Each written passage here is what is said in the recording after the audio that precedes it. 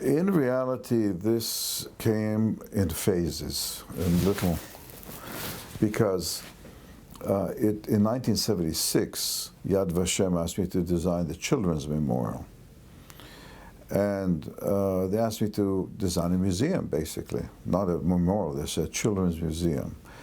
And I spent time in the archives, and I saw all the horrific objects, letters, dolls.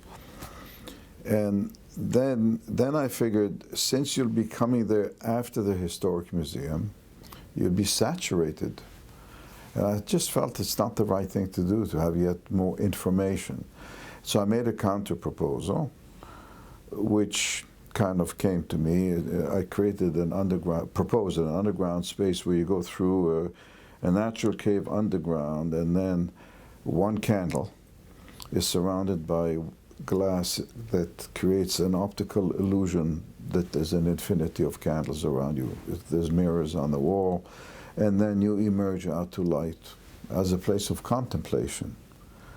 And there's a voice that reads the names. And it was rejected by the building committee that was headed then by Hausner, who then was the prosecutor of Eichmann. And it was rejected because they were worried that people would misunderstand. They think it's a discotheque, and they, wouldn't respect it.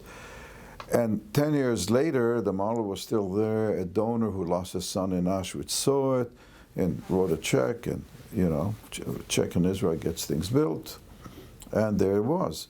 And all of a sudden became the most emotional place at Yad Vashem. And I realized something.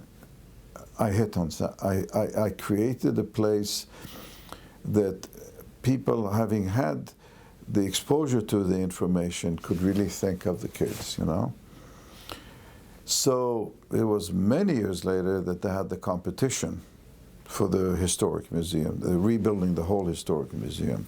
So I already had that initial sort of immersion. Now, I emphasize always, and I'm Sephardic. I didn't lose anyone in the Holocaust. My family's from the Middle East. We didn't have anyone in Europe except England, and so. But I've always been exposed to it. My first wife is a Holocaust survivor. My wife Michal is a daughter of a Holocaust survivor. Who was in the camps and was saved by this famous train that was negotiated with Eichmann. And so, through them, and particularly through my first wife, who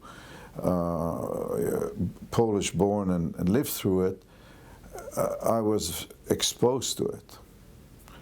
So when it came to Yad Vashem, I had all this kind of build-up, and I felt the weight of the mission for sure, but I felt ready to deal with it, and I came up with something that was very hard for them to accept first, going through the mountain underground, and they had 3 phases in the competition eventually, and there was a big debates about coming out to light and life, and we prevailed, at the end, this coming out.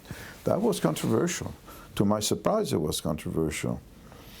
But today it's clear that, from people's reactions, that was the right thing to do.